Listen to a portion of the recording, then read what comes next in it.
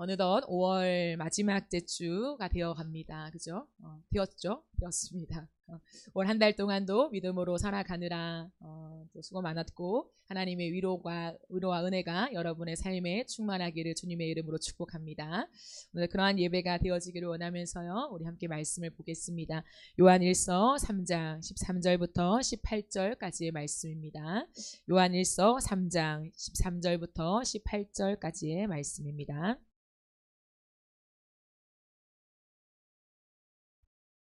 우리 다 차려졌으면 합독하겠습니다. 형제들아, 세상이 너희를 미워하여도 이상히 여기지 말라. 우리는 형제를 사랑함으로 사망에서 옮겨 생명으로 들어간 줄을 알거니와 사랑하지 아니하는 자는 사망에 머물러 있느니라. 그 형제를 미워하는 자마다 살인하는 자니 살인하는 자마다 영생이 그 속에 거하지 아니하는 것을 너희가 아는 바라.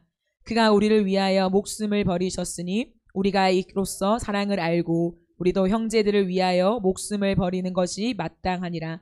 누가 이 세상의 재물을 가지고 형제의 궁핍함을 보고도 도와줄 마음을 닫으면 하나님의 사랑이 어찌 그 속에 거하겠느냐.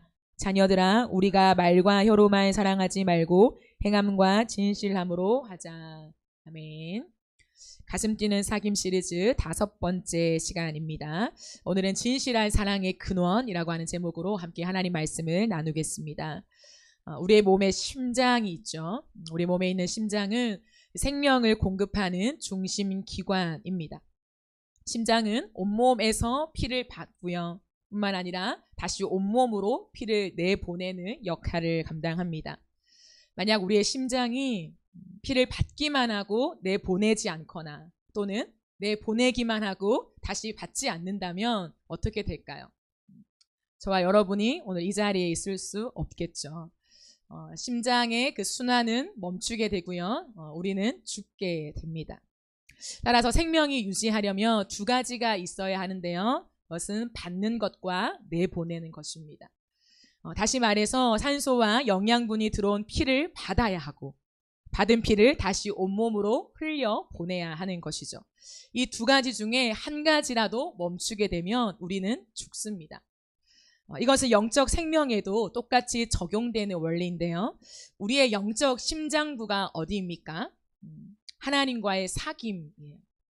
다시 말해 하나님과의 인격적인 사랑의 사귐입니다. 다른 말로 하면 하나님과의 친밀한 관계이죠. 우리의 영적 생명은 어디에 있냐면 하나님과의 친밀한 관계에 달려 있습니다. 따라서 우리는 하나님으로부터 완전한 사랑을 받아야 하고 뿐만 아니라 그 사랑을 흘려보내야 해요. 오늘 본문 말씀은 우리의 영적 생명을 위한 진실한 사랑의 순환을 말씀하고 있는데요. 이 말씀을 통해 저와 여러분이 건강한 하나님의 사람들로 세워지는 은혜가 있기를 주님의 이름으로 축복합니다.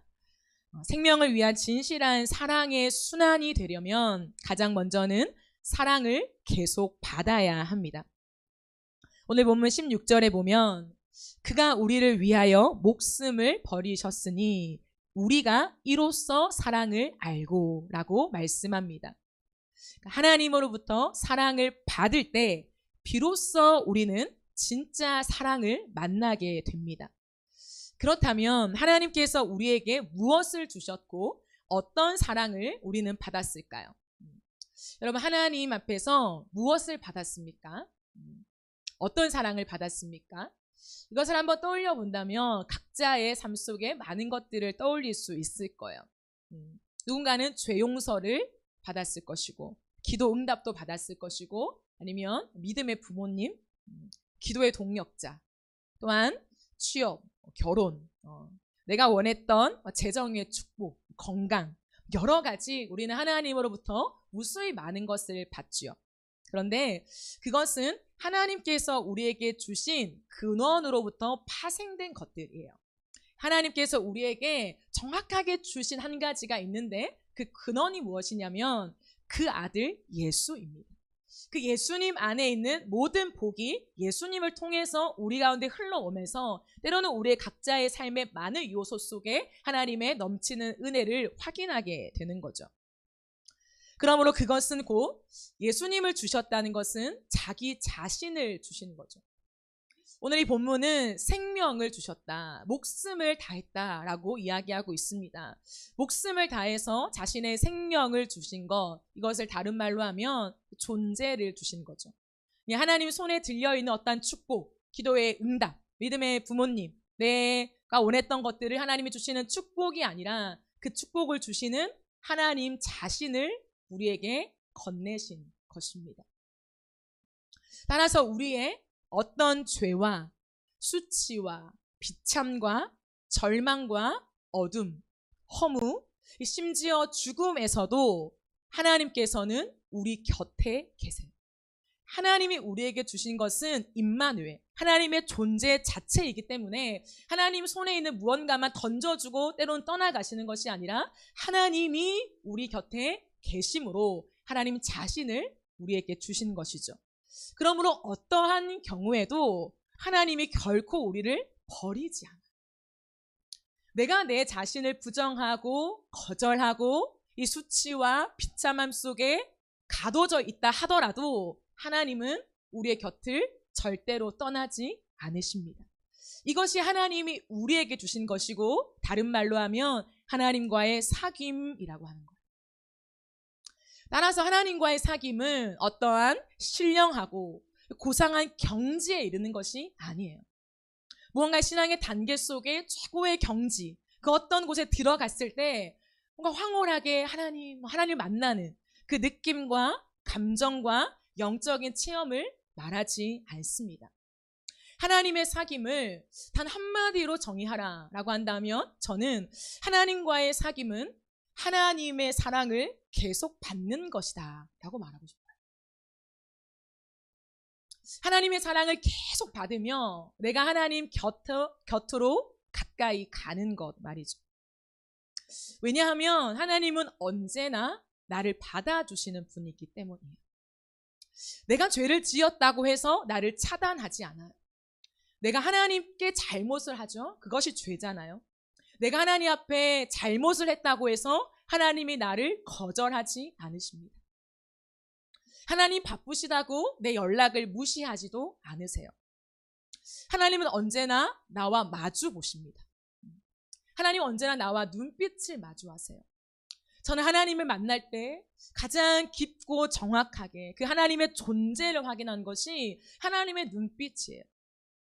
하나님은 눈빛이 없잖아요. 하나님 보이지 않습니다. 그러나 마치 그 하나님이 나를 지금 보고 있는 것처럼, 나와 지금 하나님이 눈이 마주친 것처럼 그렇게 하나님을 가까이 굉장히 인격적으로 만났던 그 경험, 그것이 하나님과 저의 관계를 이끈 순간이었어요. 하나님은 언제나 우리를 마주 보십니다. 뒤에서 말씀하시지 않아요. 우리의 뒤통수를 대고 그냥 하나님 명령을 주시며 너는 그 길을 가라라고 말씀하시는 분이 아니라 언제나 우리의 앞에 계세요. 눈빛을 마주하고 마주 보며 이야기하시고요. 우리의 이야기를 경청하세요. 여러분, 하나님이십니다. 우리는 피조물이잖아요. 그러나 하나님이 우리에게 보이는 태도가 항상 어떠하시냐면 경청의 태도세요. 우리의 말을 놓치지 않으십니다. 우리를 함부로 대하지 않아요. 뭐 이런 거에 넘어졌어? 뭐 이런 거 하찮은 거에 지금 걸려 있는 거야? 라고 우리를 책망하지 않으시고 하나하나 우리의 말에 귀를 기울여 주십니다. 왜냐하면 자신의 생명을 다해서 자신을 우리에게 주셨기 때문이죠. 그러므로 우리는 이 하나님의 사랑을 계속 받아야 돼요. 받고 또 받아야 돼요. 그러면 어떻게 되냐? 우리가 건강한 인격으로 성장하게 됩니다. 그 사랑을 계속해서 거저 받을 때 우리의 연약함을 인정할 수밖에 없게 되죠. 하나님의 사랑이 그냥 하나님의 사랑을 받는 것이 아니라 내가 연약해도 하나님께 나아갈 때 그 사랑을 또 받는 거죠. 그러면 우리의 연약함을 감추거나 숨기지 않고 그대로 하나님께 내비쳐야 돼요. 내가 하나님께 가거나 아니면 하나님이 다가오시거나 어떠한 경우에든 내 연약함이 그대로 노출된다는 거죠. 그대로 보여지게 됩니다. 그런데요, 그것이 계속 보여질수록 어떻게 되냐면 하나님의 사랑을 받을 때에 그 사랑이 깊어져요.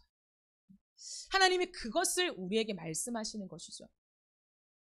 그래서 우리의 연약함을 인정하고 계속해서 직면하고 고백하고 의지하는 것은 내가 나약하기 때문이 아니라 그 반복을 통하여서 어떻게 되냐면 하나님과의 더 깊은 사귐 안으로 들어가는 거죠. 좋은 모습으로 만나서 데이트하는 것이 아니라 우리의 악함과 우리의 추함과 우리의 비참함과 나의 모습들을 내가 거절하고 싶은 그 모든 모양조차도 하나님께 가지고 나아갈 때 또 그것을 덮는 하나님의 사랑이 우리에게 흘러오는 거죠. 끝없이 흘러오는 그 사랑을 받았을 때야 비로소 우리가 깨닫게 되는 것이 있어요. 그것이 뭐냐면 나는 주님의 사랑 없이는 살 수 없는 존재구나. 처음에는 그냥 갑니다. 내가 연약해도 다시 하나님 사랑 받아서 일어나요. 내가 무언가를 할 수 있을 것 같아요. 의지를 내요. 내 노력을 다합니다. 열정을 냅니다. 그래, 믿음이었다면 걸어갈 수 있겠다. 내가 할 수 있겠다. 그런데 얼마 지나냐 또 넘어지는 거예요. 또 넘어져요. 또 넘어져요. 이 주기가 우리 인생에 계속 모양은 다르지만 계속됩니다. 저는 어떤 시즌 속에는 너무나 빈번하게 나의 추함을 직면할 때가 있어요. 어떻게 이 정도야 내가? 이 정도로 이렇게 추했다고? 이 정도로 연약했다고? 이 정도로 악한가?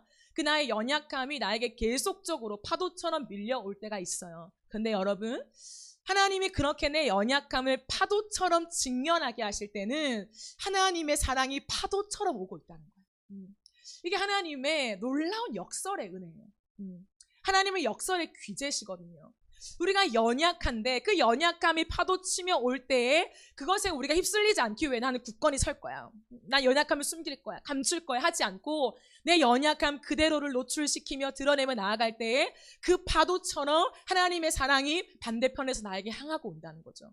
그래서 하나님의 파도와 내 연약함의 파도가 만나는 그 지점에서 우리의 영혼의 깊은 탄식과 고백이 주님께 터지는 거예요. 주님, 나는 주님 없이는 살아갈 수가 없습니다. 주님의 사랑이 나에게 절대적으로 필요합니다. 그것을 만들어내는 거예요. 하나님은 우리의 수치에 그렇게 관심이 없어요. 우리의 수치를 드러낸다고 해서 하나님이 바뀌십니까? 하나님의 일이 망가집니까? 그럴 일은 없어요. 우리를 위하심이죠. 그러므로 그 하나님의 사랑을 계속해서 받을 때 내가 하나님으로부터 도대체 어떤 사랑을 받고 있는지를 깨닫게 돼요. 그렇게 고백하는 하나님의 사랑이 진짜 어떤 사랑인가 깨닫게 된다는 거예요. 하나님의 사랑이 어떠한 사랑입니까? 우리가 받고 있는 그 하나님의 사랑이 어떤 사랑이에요? 그 하나님의 사랑은 끝없는 사랑이에요. 여러분 바닷가에 가보세요. 저는 바다를 가장 좋아하는데요. 바닷가에 그 모래사장에 우두커니 앉아서 저는 그 계속 몰아오는 파도를 보는 것을 굉장히 좋아했어요. 어릴 때부터 광안리 해수욕장에 딱 가서 혼자 가서 좀 밤이 뉘엿뉘엿 이렇게 해가 질 때 가서 한 1시간 그냥 가만히 보고 있어요. 그 파도만 계속 보고 있어요. 그것이 저의 힐링이었어요. 나를 다시 살게 하는 힘이었거든요. 그 파도 치고 오는 것을 보면서 저는 하나님의 사랑을 느꼈어요. 끝없이 오는 거예요. 1시간 동안 아무것도 안 하고 그냥 그 바다만 멍하니 바라보고 있어요. 그런데 그 1시간 동안 단 한순간도 멈추지 않고 그 파도는 계속 나를 향해 치고 온다는 거예요. 근데 바람이 불면 불수록 그 파도는 어떻게 됩니까? 더 강력하게 불어온다는 거죠. 날씨가 안 좋으면 안 좋을수록 그 파도는 더 높게, 더 강력하게 야 파도다, 파도가 친다라는 것을 확인할 수밖에 없도록, 깨달을 수밖에 없도록 몰아쳐 온다는 거죠. 그것이 하나님의 사랑. 끝없는 사랑. 이쯤 되면 하나님도 지치지 않을까? 이쯤 되면 내 연약함을 듣는 것도 하나님 지루하지 않으실까? 또 똑같은 것에 넘어졌니? 언제쯤 달라질 거야? 하나님도 지겹지 않을까라고 생각하지만 아니에요. 우리 하나님의 사랑은 끝이 없는 사랑. 끝없이 우리의 인생 가운데 흘러넘치는 주의 사랑이 오늘도 연약하고 또 넘어지는 저와 여러분을 향해 몰아쳐 오고 있는 줄 믿으시기를 축복합니다. 이것이 우리를 살게 하는 거예요.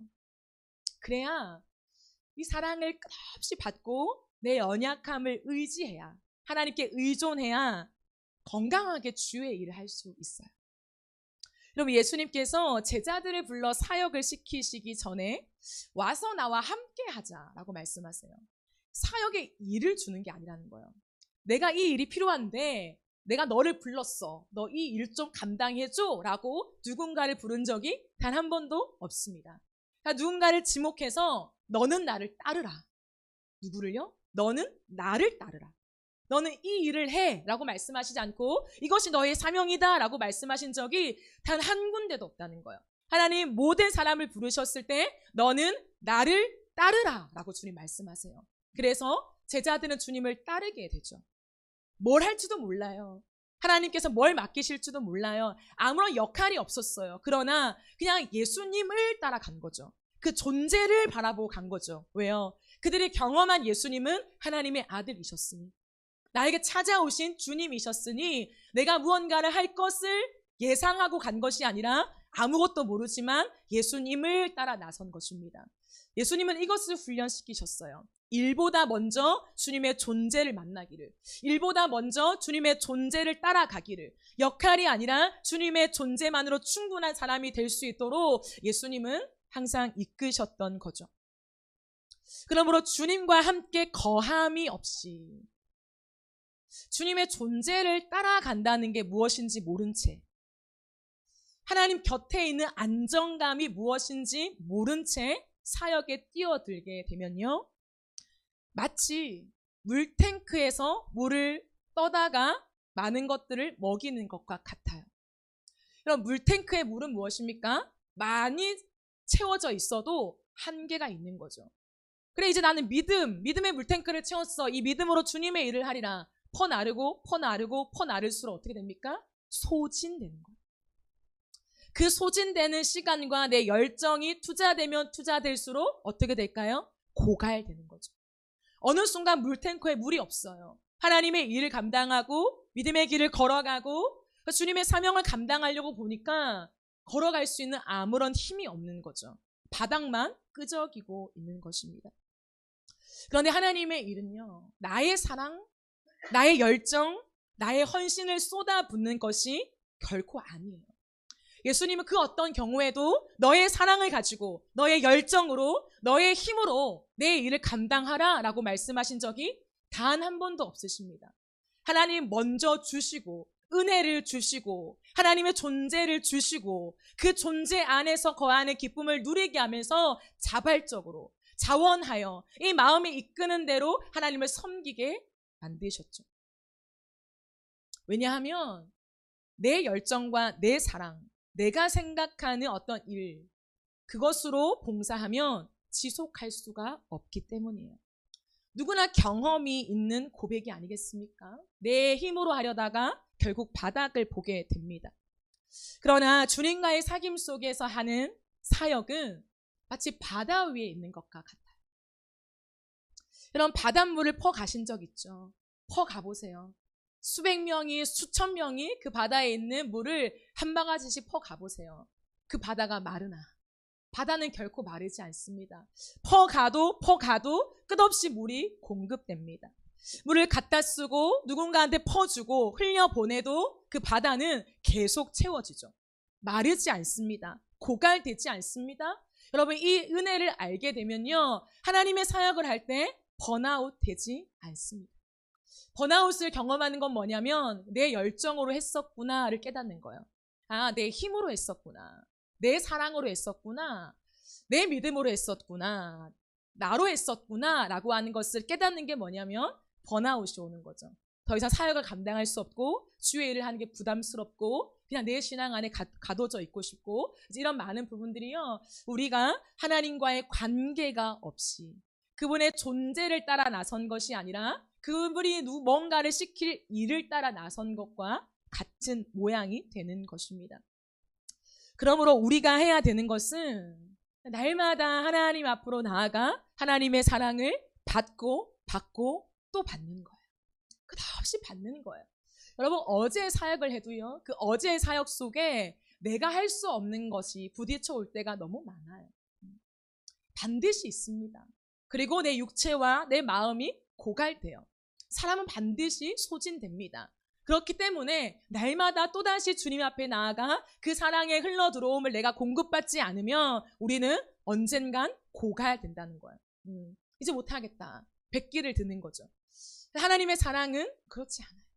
끝없이 흘러오기 때문에 계속해서 주의 사역을 더 힘있게, 더 정확하게 감당할 수 있는 능력이 부여되는 것이죠.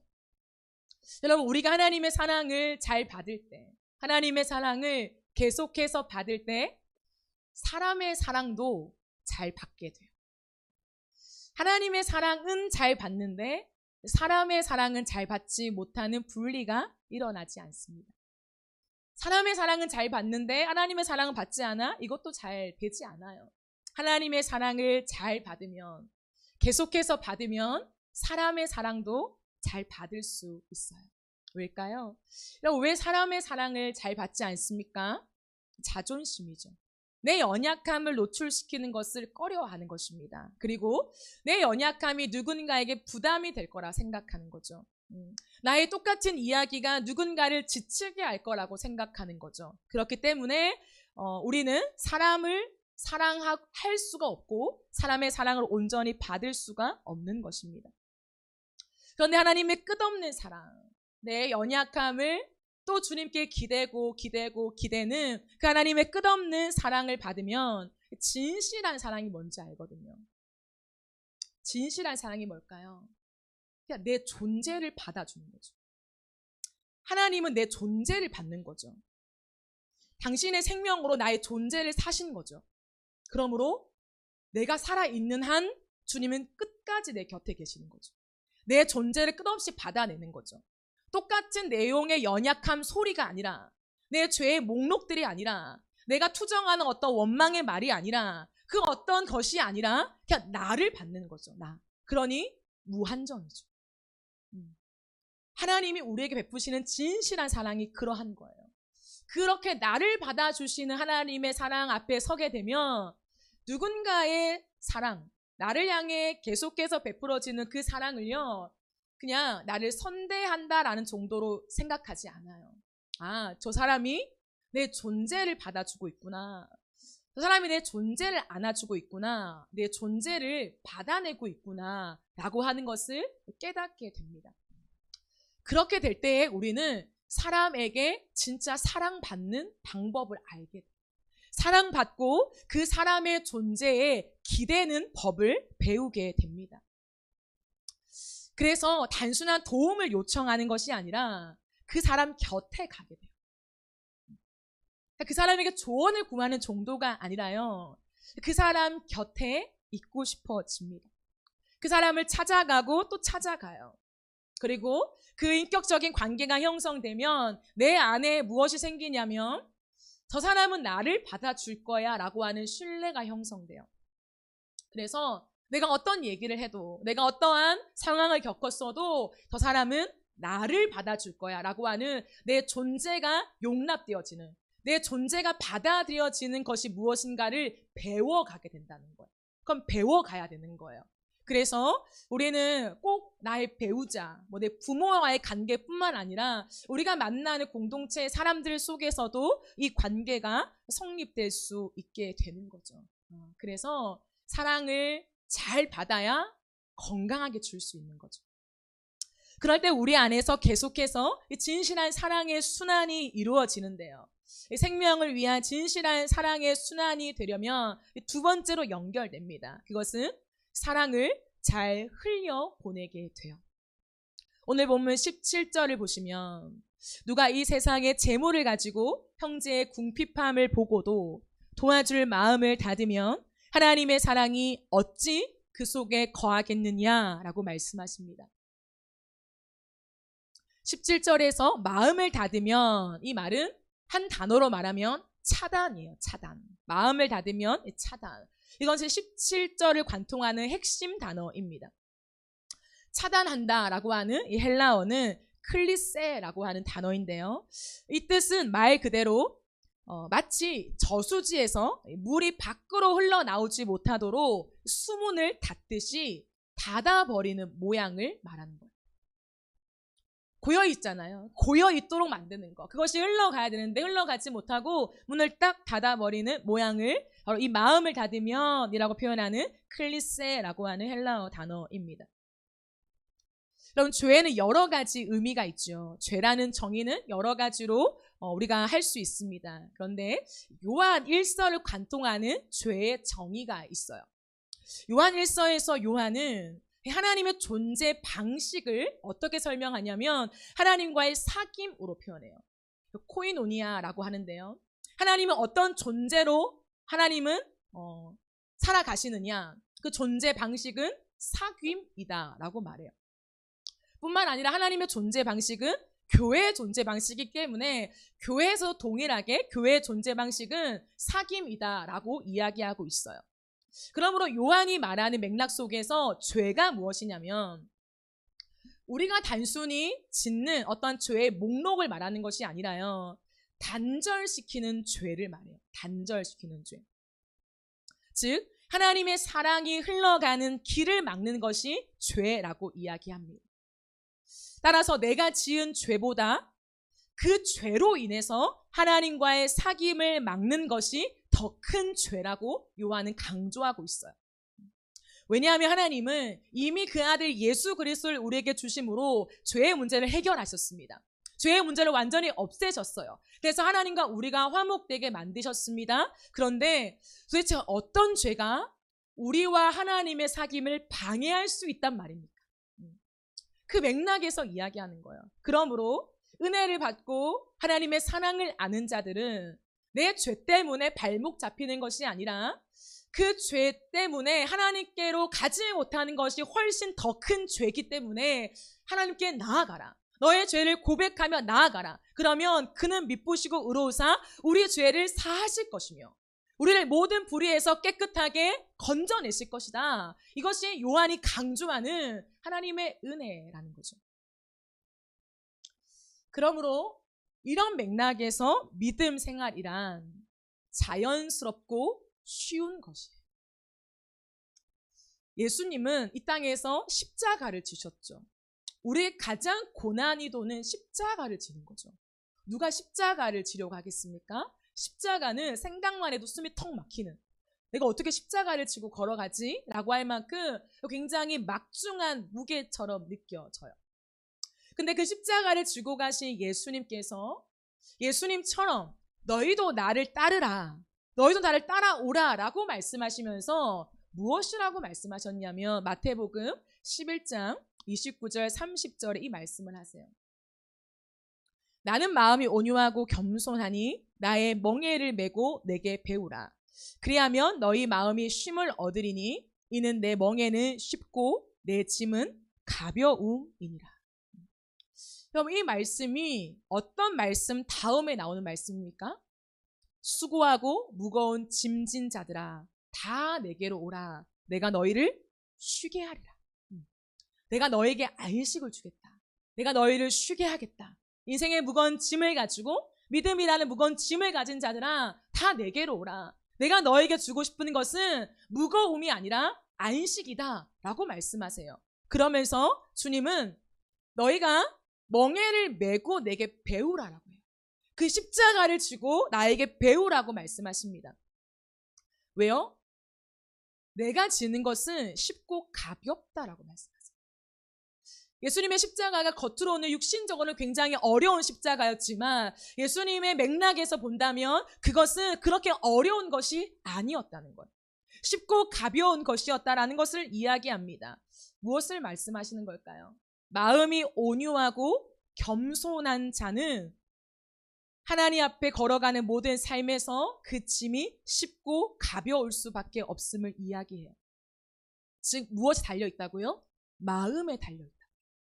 십자가의 무게 자체가 아니라 마음이 모든 것을 결정한다는 거예요. 예수님은 동일하게 말씀하십니다. 우리가 걸어가야 될 사명의 무게가 무거운 것이 아니라 그것을 무겁게 느끼는 것은 내 마음 때문이다 라고 말씀하세요. 마음이 온유하고 겸손할 때 우리는 내가 지는 무게를 쉽고 가볍게 질 수 있습니다. 마음이 온유하고 겸손하다는 것이 무엇일까요, 여러분? 하나님의 사랑을 막지 않는 낮고 열린 마음, 낮아지고 열려있는 마음을 가리킵니다. 즉 십자가를 지는 것은 내 힘이 아니라는 거예요. 내가 무거운 십자가를 지고 내가 사명을 감당하는 것이 아니라 하나님의 끝없는 사랑이 계속 내 안에 흘러올 때에 그 사랑으로 내가 지게 되는 것이다. 그러므로 하나님의 사랑이 나에게 딱 멈춰서 내가 소유하고 나만 받는 하나님과 내 관계에서만 그냥 통하는 그렇게 고립되게 놔두면 안 된다는 거예요. 하나님의 사랑은 나를 통과해서 흘러가게 만든다는 거죠. 그러면 하나님의 사랑이 흘러가도록 마음을 열라는 거죠. 내가 하나님의 사랑이 흘러가지 않도록 마음을 닫고 있으면 내 마음이 어떻게 될까요? 교만해진다는 거예요. 내가 해야 되는 것처럼 생각한다는 거예요. 내 책임감, 내 의무, 내 사명, 내가 무언가를 감당해야 되는 무거움으로 오기 때문에 그것이 걸어가기가 힘들다는 거죠. 그런데 하나님의 사랑을 막지 않는 열린 태도와 마음을 가진다면 그냥 그 사랑이 너를 통과해 흘러갈 것이다. 십자가를 지게 될 것이다. 그 길을 따라 걷게 될 것이다. 하나님의 사랑을 감당되어질 것이다. 라고 주님은 말씀하고 계십니다. 왜냐하면 그 하나님의 사명을 감당하는 것은 결국 무엇일까요? 예수님께서 우리에게 이 땅 가운데 사명을 주시죠. 역할을 나중에 부여하십니다. 하나님이 일을 감당하게 하십니다. 그것이 어떠한 맥락 안에 다 들어있을까요? 영혼을 살리는 거죠. 모양은 다 다릅니다. 종류는 다 달라요. 그러나 하나님이 불러서 시킨 모든 사람들의 부르심 안에 한가운데는 영혼이 있다. 영혼.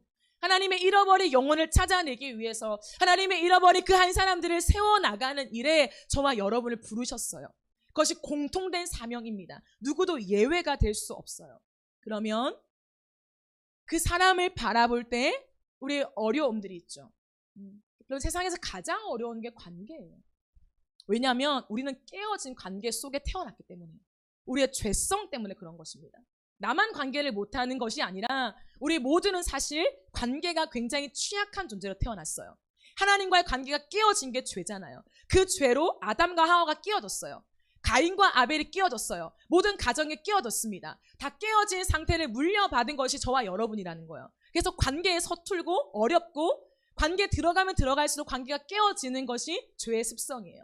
그런 우리를 불러와서 예수 그리스도의 그 은혜와 사랑과 대속 때문에 하나님과 우리의 관계를 화목해 되었습니다. 그러므로 관계를 가장 잘 하려면 필요한 게 뭐냐면 하나님의 사랑이 우리 안에 흘러 들어오게 하면 되는 거예요. 그 사랑이 흘러 들어오면 어떻게 되냐면 어떠한 사람을 받아내게 돼요. 영혼을 세워간다는 건 뭐냐면 그냥 배낭 하나 메고 예수님 믿으세요. 천국이 있습니다. 주님께 돌아오세요. 하나님 당신을 부르십니다. 꼭 이거만은 아니잖아요. 이런 모양도 있지만 모든 사람들의 삶은요, 그렇게 그냥 쪽지 주고 걸어가는 것이 아니라 한 사람과 만나 그 사람과 관계를 하며 그 사람을 하나님의 사람으로 세워가는 일에 내 삶을 헌신하게 되는 거예요. 시간을 들여요. 마음을 써요. 물질을 투자해요. 고민을 해요. 내가 할 수 있는 모든 것을 에너지를 쏟아 그 사람을 붙잡아줘요. 그런데 안 돌아와요. 하나님께 관심이 없어요. 그 복음을 따라가기를 거부해요. 그 가치를 몰라요. 그렇다고 해서 탈탈 털고 그럼 너 알아서 해 라고 가는 것이 아니라 하나님의 사명은 그럼에도 불구하고 그 사람을 받아내는 거죠. 그것이 어떻게 깨어지고 죄성이 가득한 우리에게서 일어날 수 있단 말입니까? 그 어떠한 사람이 그렇게 누군가를 끝없이 받아낼 수 있는 그 사랑의 근원을 가졌단 말입니까? 없습니다. 그 사랑의 근원을 가진 사람은 없어요. 그것은 자신의 모든 것을 죄인된 나, 연약하고 끝없이 추하고 악하고 죄성밖에 없는 그 고집스러운 나를 위해 자신의 생명을 주신 예수 그리스도밖에 없는 것입니다. 그것이 진실한 사랑의 근원이에요. 그러므로 내가 이 사람을 품는 것이 아니에요. 그럴 수 없습니다. 여러분, 그런 착각은요, 빨리 내려놓으세요. 내가 이 사람을 품는다? 나는 좀 온유하고 겸손한 것 같아? 나는 좀 사람을 사랑하는 것 같아? 좋아하는 것 같아? 나는 좀 마음이 넓어. 내 그릇이 넓어. 아니요, 여러분. 그 누구도 어떠한 사람을 끝까지 받아낼 수 없다는 거예요. 그러면 그 시간을 우리가 알 수 있습니까? 그 횟수를 우리가 정할 수 있어요? 100번 만나봐 보면 100번째는 돌아올 거다. 분명히 돌아올 거다. 그러면요, 99번까지는 할 수 있어요. 100번째 돌아올 거니까. 힘들지만, 시간이 투자되지만, 아예 뭐 100일쯤이야. 내가 이 사람을 투자할 수 있지. 온 삶을 던질 수 있어요. 그런데 6개월이 지나고, 1년이 지나고, 2년이 지나고, 10년이 지나는데 그 사람 곁에 머물 수 있습니까? 없어요. 우리에게는 그러한 사랑의 재주가 없습니다. 그러므로 우리가 해야 되는 건 뭐냐면 무언가 사랑하려고 이 사람을 품어주기 위해서 가진 노력을 다하는 것이 아니라 내 마음을 열어놓고 있기만 하면 돼요. 하나님의 사랑이 내 안에 들어와서 나에게 닫혀지지 않고 흘러가도록, 계속해서 흘러가도록 내 마음을 열어 젖히고 하나님의 사랑이 막힘없이 흘러가게 하소서라고 하며 마음을 여는 것, 그것만 하면 하나님이 나로 하여금 끝없이 그 사람을 받아낼 수 있는 사랑의 마음을 허락하시는 것입니다. 여러분, 예수님 자신도 우리 하나님 아버지의 사랑이 증오와 죽음의 세상에 흘러오도록 자신을 열어두셨어요. 죄가 하나도 없는 예수님입니다. 죄를 본 적도 없어요. 만진 적도 없어요. 안 적도 없어요. 그 죄의 마음을 느껴보신 적이 없다고요. 그것을 좋아하는 것을 알지도 못하시는 분이에요. 죄의 근처에도 가보지 않는 그 맥락조차 모르는 분이 예수님이라는 거예요. 그냥 깨끗함 그 자체, 거룩 그 자체, 빛 자체이신 분이 우리 예수님입니다. 근데 그 예수님이 육신의 몸을 입고 오시면서 죄와 증오와 파괴와 파멸이 가득한 이 세상 가운데 들어오셨잖아요. 예수님은 태어나실 때도 성령으로 태어나셨죠. 거룩한 영으로 태어나셨습니다. 죄를 알지도 못한 분이라는 거예요. 그런데 보이는 것마다 죄예요. 너무나 더러워요. 추해요. 한 번도 같이 있어 본 적이 없어요. 그럼에도 불구하고 예수님이 하신 것은 그 고결한 하나님의 사랑, 그 넘치는 하나님의 사랑이 자신 안에 머물러 있지 않고 이 증오와 파멸이 가득한, 죄가 가득한 이 사람들에게 흘러갈 수 있도록 자신을 끝없이 열어놓으신 거예요. 자신의 마음을 닫지 아니하시고, 저 사람은 정말로 안 될 사람이다, 저 사람은 하나님께 돌아올 수 없어 라고 예수님도 누군가를 정죄하신 적이 없어요. 모든 것을 열어놓으시면서 아버지의 사랑이 모두에게, 어떠한 죄를 지은 아무리 오래된 사람이라도 38년 된 병자라도 하나님 모든 사람에게 그 은혜가 오늘 또 흘러가도록 자신의 마음을 열어놓고 그 사람에게 다가간 것, 그 길을 포기하지 않으셨습니다. 적극적으로 그 사랑에 떠밀려 살아갔었어요. 그 사랑에 떠밀려서 광야로 갔고요, 갈릴리로 갔고요, 골고다로 갔고요, 사망의 음침한 골짜기로 갔습니다. 예수님을 향해 돌을 드는 수많은 사람들 앞에 섰고요, 예수님을 모욕하는 사람들, 뒤통수 치는 사람들, 받은 치유의 은혜만 받고 떠나가는 사람들, 예수님의 은혜를 그냥 누리기만 하고 예수님을 따르지 않는 수많은 사람에게도 계속해서 하나님의 은혜와 사랑이 흘러가도록 주님은 자신을 열어두셨어요. 그러므로 하나님과의 사귐 안에 거하는 삶이란 이런 것입니다. 예수님의 사랑에 이끌려 그 사랑이 데려가는 그곳까지 기꺼이 이끌려 가는 것 말이죠. 그 사랑이 나를 어디로 데려가든, 누구를 만나게 하든, 누구 앞에 세우시든 그 사랑이 끝없이 끝까지 그 사람을 향해 흘러가도록 내 마음을 차단시키지 않는 것이 하나님을 사랑하는 사람의 태도요, 그 사귐 안에 거하는 삶인 것입니다. 그러므로 우리 안에 거하시는 하나님, 우리 안에 흘러넘치는 하나님의 사랑은 우리 안에서 긍휼의 파도를 일으키십니다. 긍휼이라고 하는 헬라어는 스플라흐나라고 하는 단어예요. 이것은 상대방의 처지가 안쓰럽기 그지없어서 애간장이 끊어질 듯 괴롭고 아프다라고 할 때 쓰는 표현입니다. 상대방의 궁핍이든 목마름이든 상처든 죄악이든 그의 처지가 너무나 안타깝고 안쓰러워서 그의 고통을 마치 나 자신의 고통처럼 아프게 느끼는 마음을 긍휼이라고 해요. 그래서 하나님의 사랑, 그 긍휼은 그것이 내 마음에 불붙어서 그 사람을 가만히 놔둘 수 없는 마음. 어떻게 해서든지 그를 치유하여 살려내고 싶은 그 간절한 마음입니다. 내 목숨마저도 줄 수 있는, 나와 바꿨으면 좋겠다 차라리, 그 애끓는 마음이 드는 것이 바로 주님의 긍휼이죠. 그러므로 이 긍휼의 마음은 누구의 것입니까? 우리의 것이 될 수 없다는 거죠. 어느 누가 누군가를 향하여 창자가 애끓는 마음을 느낄 수 있겠습니까? 나와 상관이 없는, 피 한 방울 섞이지 않는, 남남이 되면 그만이 그 사람을 향하여 오늘도 애끓는 마음으로 그 사람을 향해서 끝없이 걸어갈 수 있습니까? 그 애끓는 마음, 긍휼은 우리의 것이 아니라 우리 아버지의 것인 것이죠. 하나님의 것인 것입니다.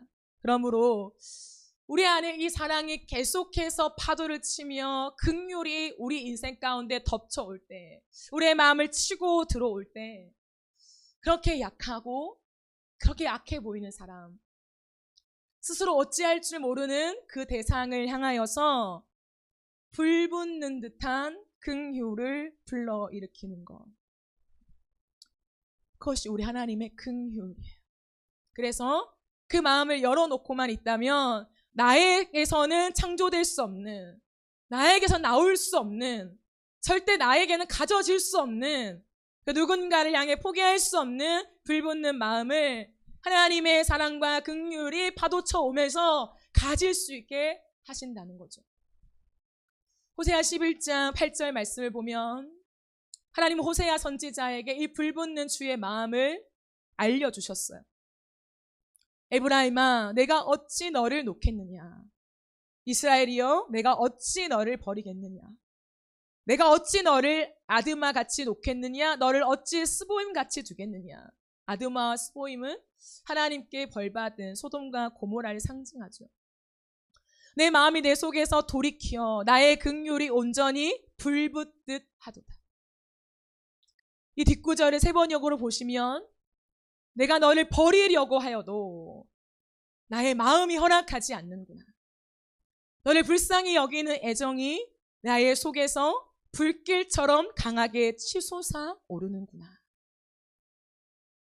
이것이 바로 우리 하나님 아버지의 심장입니다. 이제 버리려고 해도 이제 그만, 그 죄악에서 헤어나올 수 없는 그 비참함, 그 완고함, 그 고집셈, 그래, 그냥 알아서 해라. 너 알아서 그 죄를 담당해라. 손을 털고 먼지를 털고 내가 갈 길을 가고 싶지만 그렇게 하려고 마음을 먹어도 내 마음이 허락하지 않아.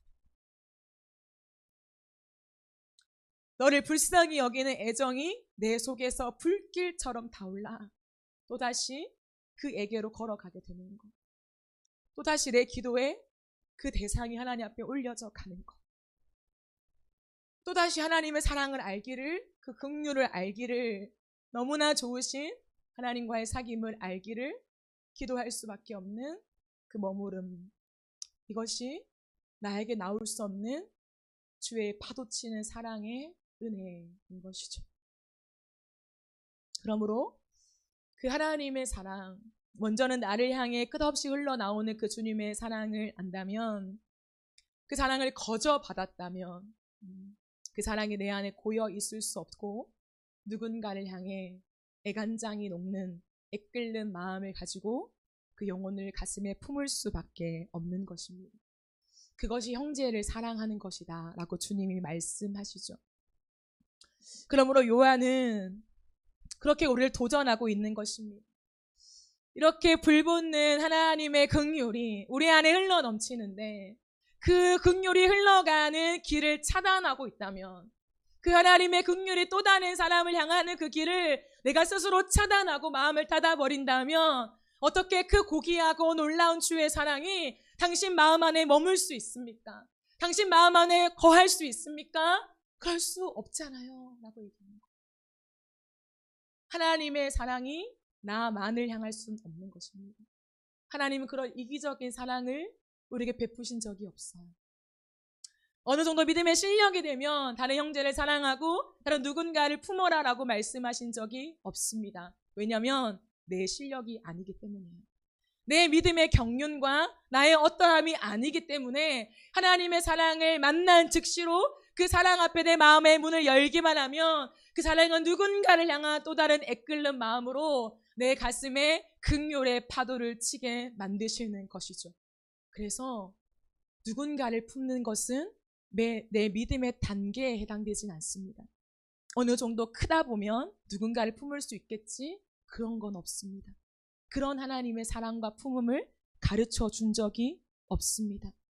그러므로 하나님의 사랑이 우리 안에 지속적으로 거하는 비결이 무엇인가?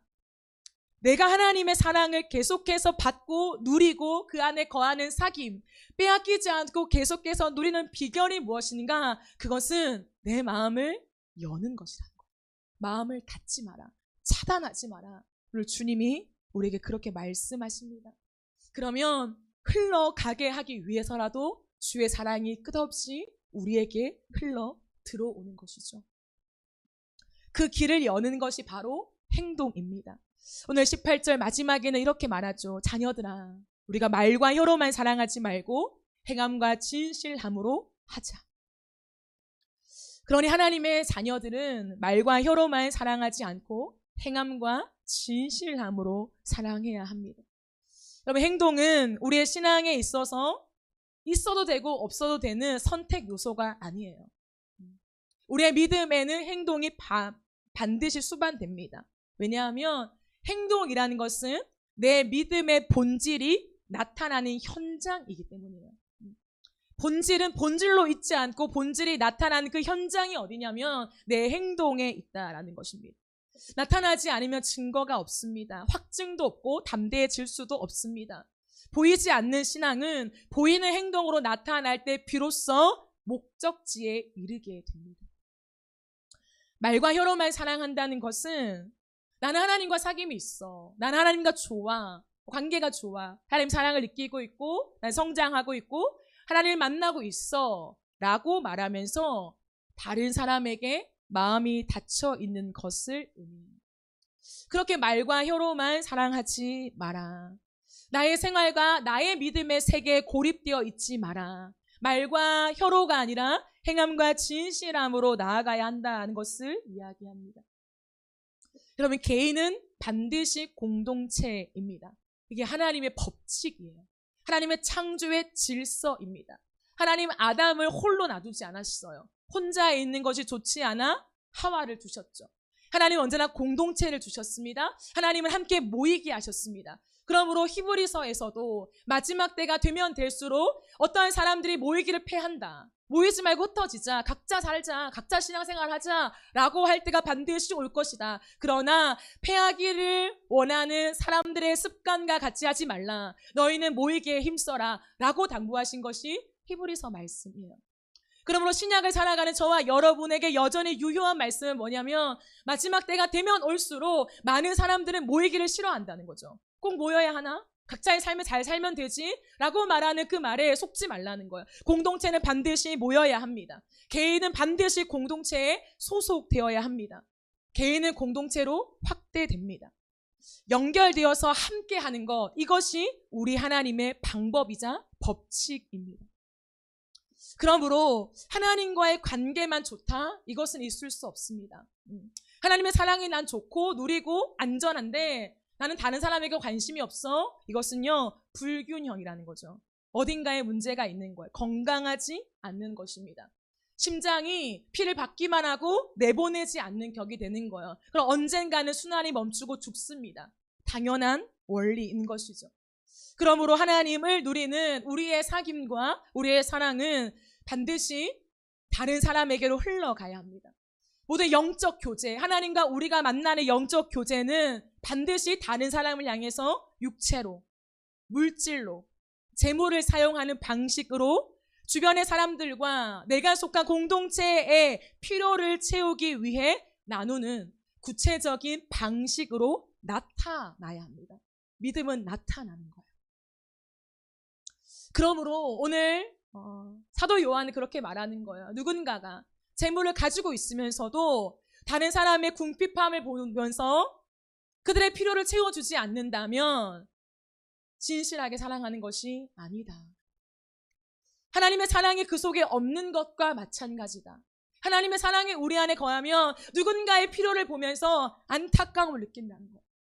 내 처지같이 느껴진다는 거예요.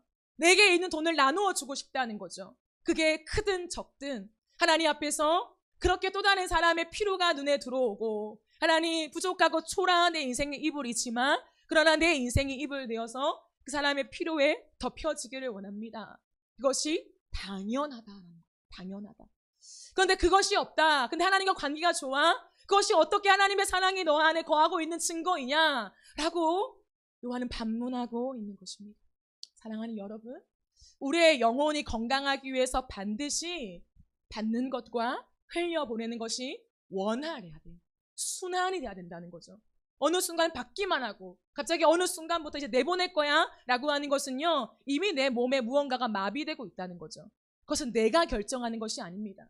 받는 시간도 내보내는 순서도 내가 결정하는 것이 아니라 하나님의 은혜가 받아지면 바로 흘려가게 되는 거예요. 그게 내 영혼을 건강하게 만들어 가는 것입니다. 그러므로 사랑하는 여러분, 오늘 이 두 가지를 꼭 기억합시다. 나는 하나님 앞에서 그 하나님의 끝없이 흘러오는 긍휼의 파도를 받고 있는가?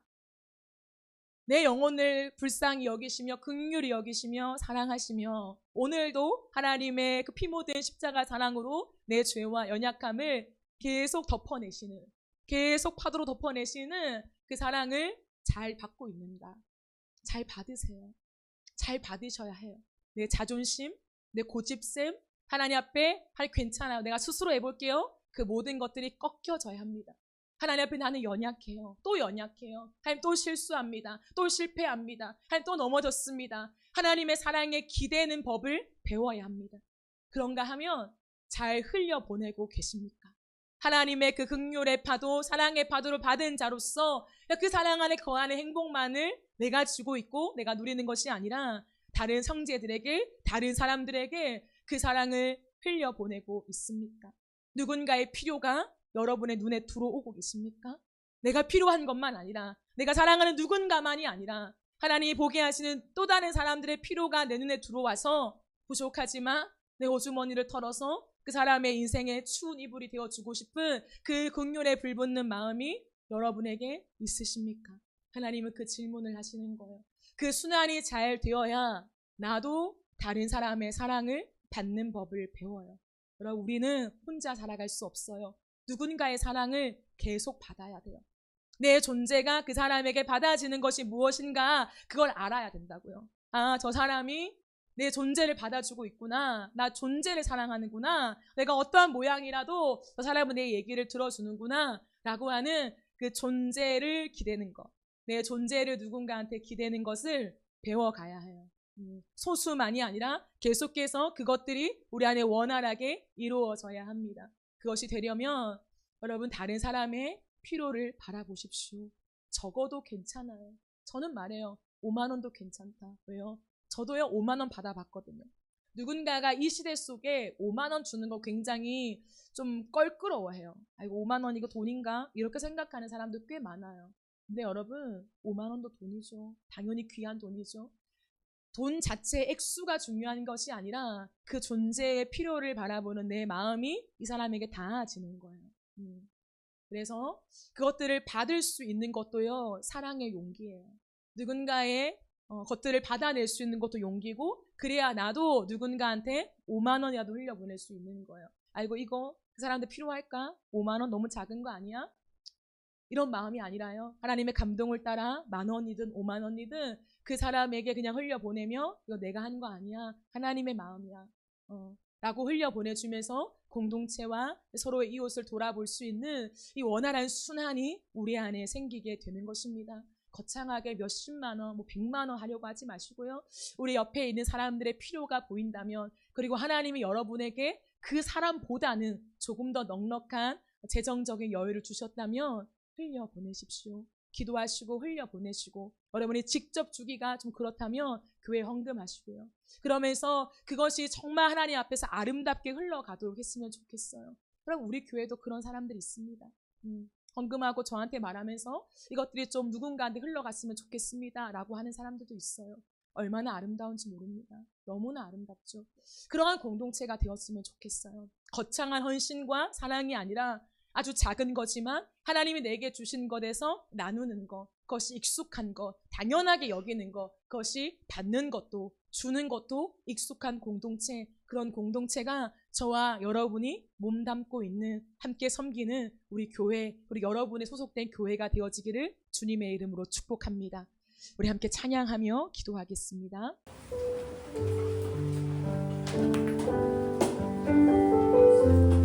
이 시간 들은 말씀 기억하면서 하나님의 그네 아래 우리 찬양으로 나아갔으면 좋겠습니다. 하나님의 그늘 아래, 하나님의 그늘 아래 내 모든 것 다 내려놓고 나 잠잠히 주를 묵상하네. 그 놀라우신 은혜를 끝이 없는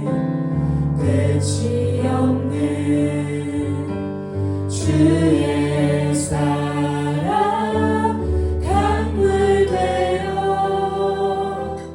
흘러 내 영혼에 자유함 주시네. 날 새롭게 하시네.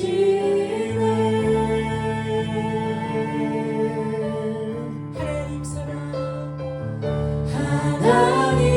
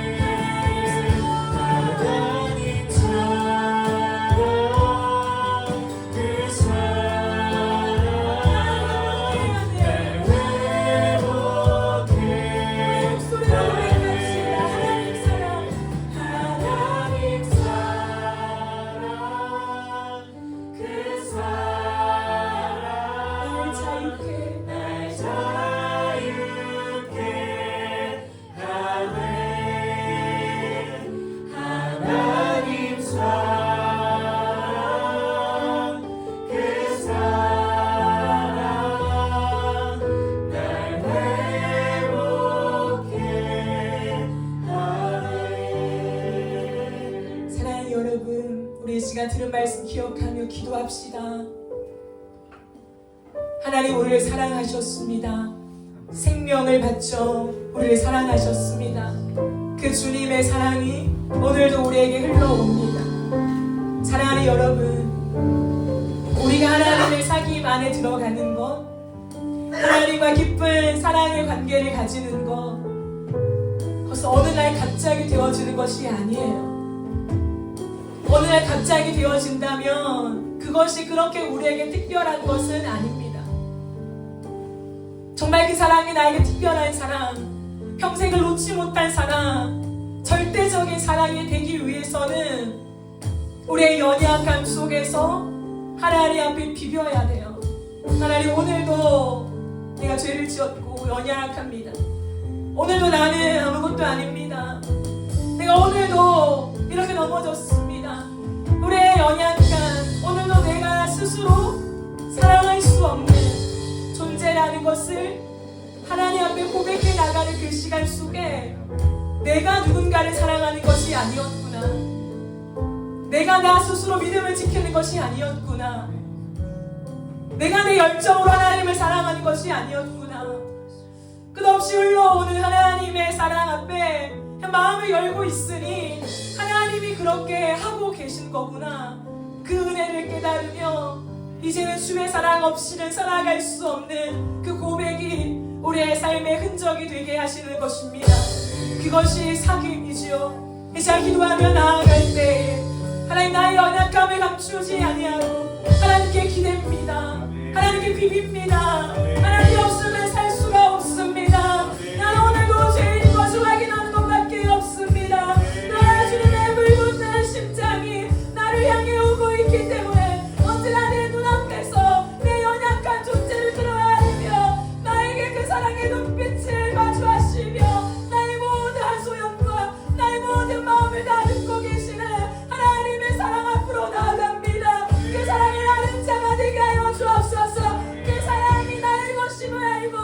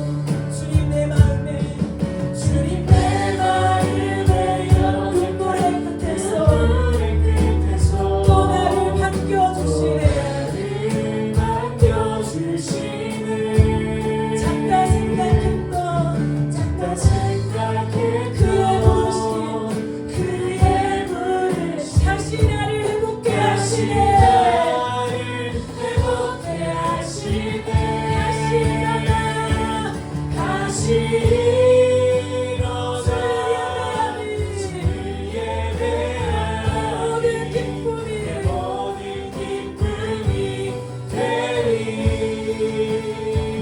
그의 기쁨 되어 삶의 모든 순간을 주께 다내어 다시 일어나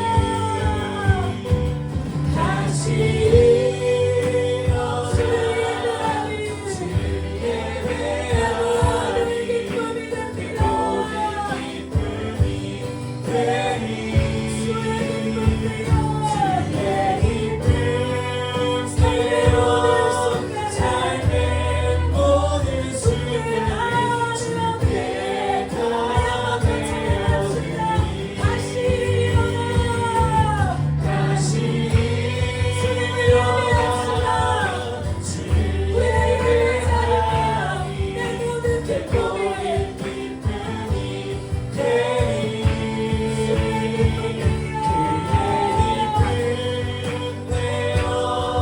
삶의 모든 순간을 주께 다 우리의 목소리로 다시 일어나 다시 일어나 주를 예배하리 내 모든 기쁨이 되리 그의 기쁨 되어 삶의 모든 순간을 주께 다 내어드리리 사랑하는 여러분 흘러오는 끝이 없는 주의 사랑이 저와 여러분을 일으키기에 충분합니다. 그 어떤 죄악도 우리의 연약함도 우리의 발목을 잡을 수 없으며 하나님의 그 사랑이면 우리도 회복될 수 있습니다. 다시 일어나십시오. 하나님의 사랑 앞에 서십시오. 하나님 앞에 자원하는 마음은 내가 만들어내는 것이 아닙니다. 그 기쁨은 나에게서 나올 수가 없습니다. 하나님을 떠난 우리의 모든 인생은 기쁨이 없어요. 평안이 없습니다. 안식이 없습니다.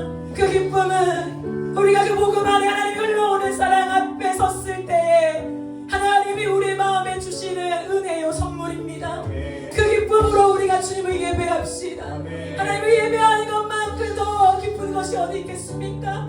우리의 인생의 가장 기쁜 것은 우리 하나님을 예배하는 것입니다. 그 사랑을 노래하는 것입니다. 주님의 주님 되심을 자랑하는 것입니다. 하나님 우리가 주님의 기쁨 되어서 우리의 모든 삶을 주님께 내어드리겠습니다. 작다 생각했던 우리의 부르심 아니요 주님이 우리의 존재를 부르셨기에 나도 주님의 존재만을 따라가겠습니다.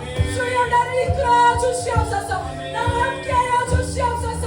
주여 하늘의 시간이 나면 나갑니다. 주여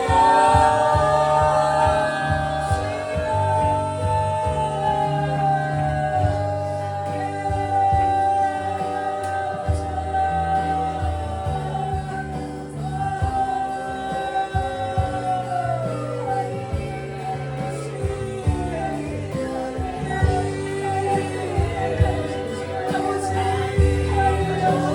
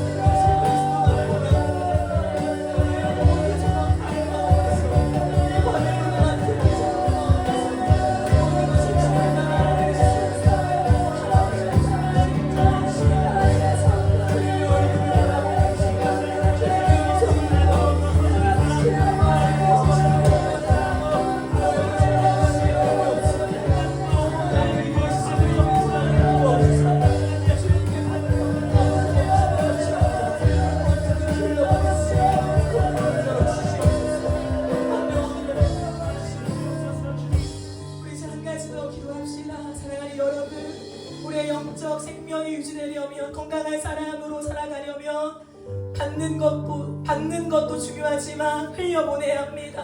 받는 즉시로 흘러가는 삶을 살아야 합니다. 우리의 마음을 다른 사람을 향하여 여시기를 축복합니다.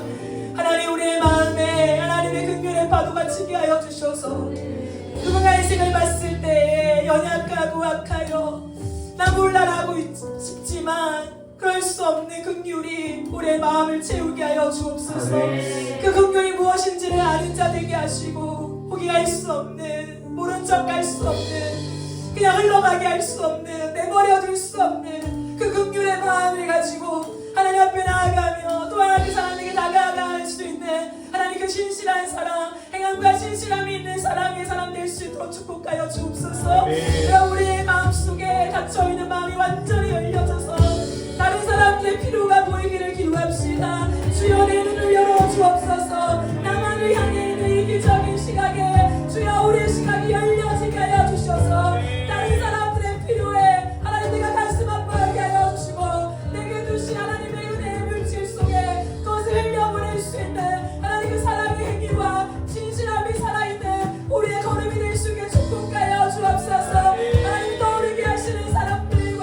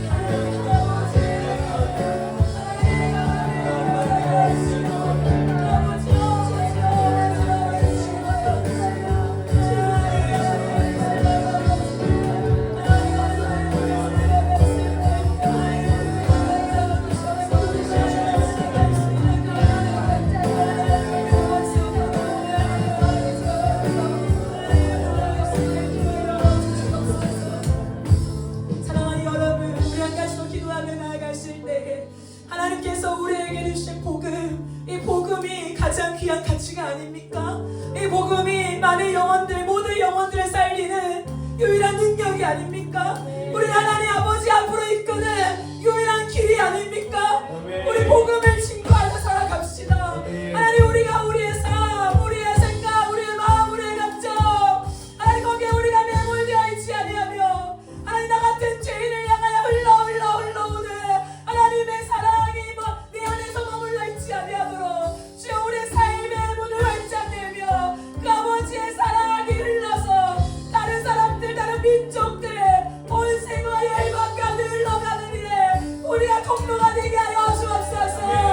나만의 복음은 없습니다. 하나님 우리만을 살리기 위하여 먼저 불러주신 적이 없습니다. 먼저 부르셨다며 은혜를 주셨다며 아버지의 사랑을 알게 하셨다며 흘려 보내게 하시기 위하여 우리를 먼저 부르신 것밖에 없습니다. 복음에 게을러지지 마십시다. 복음에 무감각해지지 마십시다. 이 복음만이 모든 사람을 살리는 하나님의 능력이 됩니다. 모든 사람을 살리는 하나님의 능력입니다. 주여 우리가 복음을 부끄러워하지 않게 하소서. 복음을 증거하는 교회가 되게 하소서. 땅 끝까지 이르러 우리의 생각이 아니라 하나님이 가라고 하시면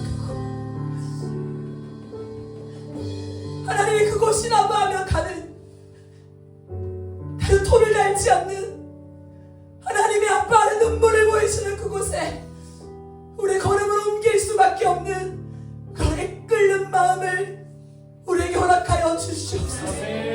주여 너무나 교만하고 완악한 우리의 마음을 정리시켜 주시고 주의 복음이 필요한 오늘도 예수의 이름을 듣지도 못한 제대로 복음이 뭔지도 들어보지도 못한 우리와 같이 이렇게 호화롭게 복음을 듣고 예배할 수 없는 그 핍박 속에 있는 사람들, 그 수많은 이단과 이슬람과 그 많은 잡신들이 우글거리는 그 땅 가운데 우리를 보내실 때에 하나님 보내신다면 그저 갈 수밖에 없는 사람들, 그런 교회가 되게 하여 주시옵소서. 아버지 우리를 사용하여 주시옵소서. 써주실 때 감사한 줄 알고 그 앞에 엎드려 하나님이 알고 살고 싶습니다. 주여 나를 통하여 우리의 죽어짐을 통하여 수많은 영혼을 살려내어 주시옵소서. 주여 외치며 기도합시다.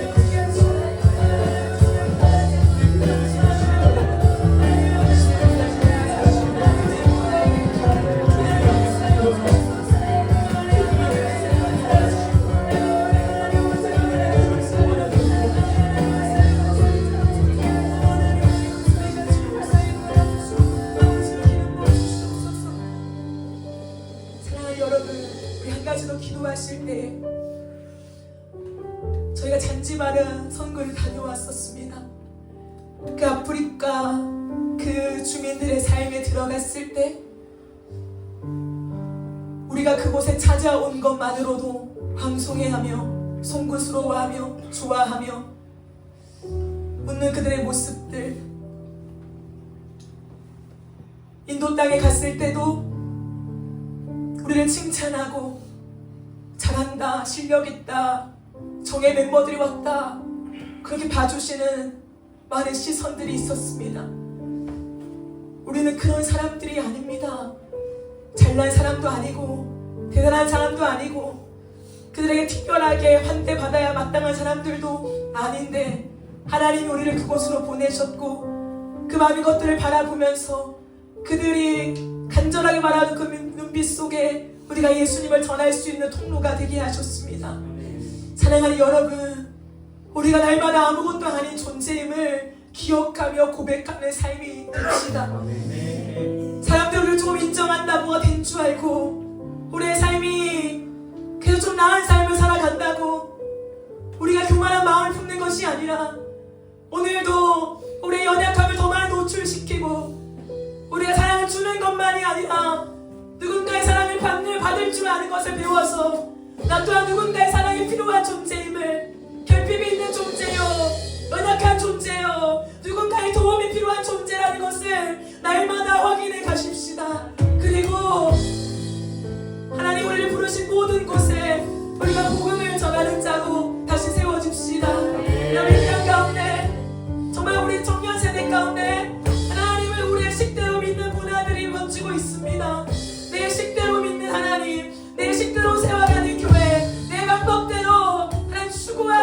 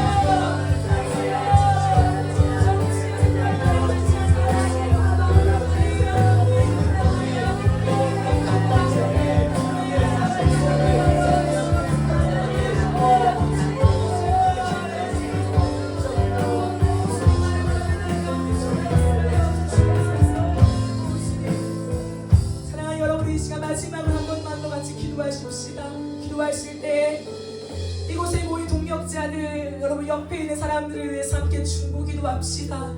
믿음의 길 함께 걸어가는 사람들입니다. 모두가 다 각자의 삶의 고민과 갈등을 가지고 믿음으로 걸어가고 있습니다. 그럼에도 불구하고 하나님을 의지하며 이 길을 포기하지 않고 걸어가고 있습니다. 우리 안에 한 영을 부어주시고 한 성령 안에서 우리가 믿음의 공동체로 우뚝 서게 하여 주옵소서. 교회의 지경을 넘어서 우리 교회 다른 교회가 아니라 믿음 안에 예배 안에 하나가 되어지게 도와주시고 하나님 서로를 바라볼 때 형제 하나님 그 마음을 느끼게 하여 주셔서 서로를 바라보며 기도해 줄 수 있고 격려해 줄 수 있으며 서로가 함께 이 길을 걸어가는 것이 우리 서로에게 위로가 될 수 있는 우리 걸음이 되게 하여 주옵소서. 그 어떤 경우라도 우리가 파가 나뉘지 않게 도와주시고 선이 그어지지 않게 도와주시고 어느샌가 선이 그어져 있다면 또다시 복음으로 그 모든 선을 지우면서 오직 복음 오직 예수 그리스도 오직 하나님의 나라 오직 주의 영광만을 위하여 우리가 하나 되게 하여 주옵소서. 우리의 모든 것들을 다 버리게 하여 주시고 다 내려놓게 하여 주시고 오직 우리를 부르신 그 부름의 산을 위해 달려가며 오직 주님께 영광이 되는 우리의 삶으로 우리 모두가 하나 되어 주여 주님의 뜻을 드러내는 우리의 청년들이 되게 하여 주시옵소서. 우리 시간 주여 외치며 기도하며 나갑니다. 주여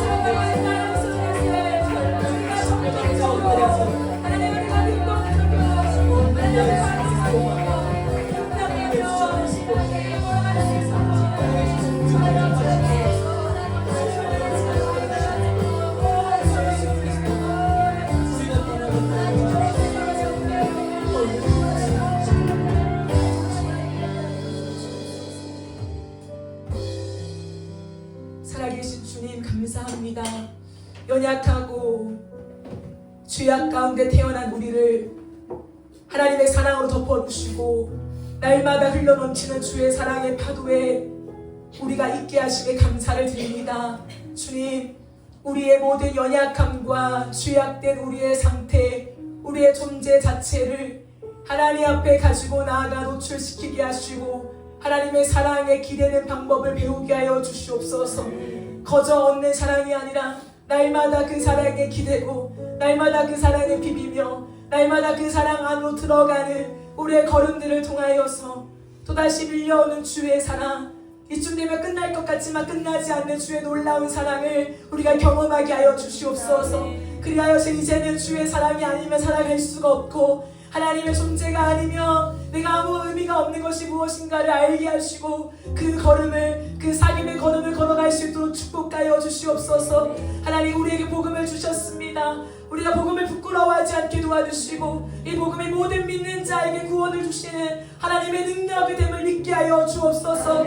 올마이티, 모든 것을 하실 수 있는 구원의 하나님, 능력의 하나님, 주님만을 의존하며 주님만을 따라가는 우리 모두가 되어지게 하여 주시옵소서. 하나님, 우리의 가슴 속에 주의 긍휼의 마음이 불붙기를 간절히 소망합니다. 나를 향해 불붙은 그 사랑, 나를 포기하지 않으신 그 사랑, 그 사랑은 나에게만 머물러 있는 것이 아니라 또 다른 사람에게 흘러 넘쳐야 되는 주의 사랑인 줄 믿습니다. 우리의 마음을 차단하지 않게 도와주시고 우리의 마음을 닫고 있지 않게 도와주시고 다른 사람들을 향하여, 세상을 향하여 우리의 마음을 활짝 열게 하여 주옵소서. 흘러 넘치는 주의 사랑이 다른 사람들에게, 이웃과 온 열방에게 흘러가게 하여 주셔서 우리가 사랑하는 것이 아니라, 내가 긍휼히 여기는 것이 아니라, 내가 기도해주고 내가 그 사람 곁에 있어주는 것이 아니라 그것이 하나님임을 하나님 나를 통하여 드러낼 뿐임을 하나님 그것을 자랑할 수 있게 도와주옵소서. 그 통로만 그냥 우리가 기꺼이 감당하기를 원합니다. 주여, 우리를 도와주옵소서. 하나님, 이 땅 가운데 너무나 이기적이고 나 중심, 내 생각, 관점, 시선, 하나님 나로 똘똘 뭉쳐있는 이 시대의 한복판을 걸어갑니다. 그러기 끝없이 복음 앞에서 나를 걷어내게 하여 주옵소서.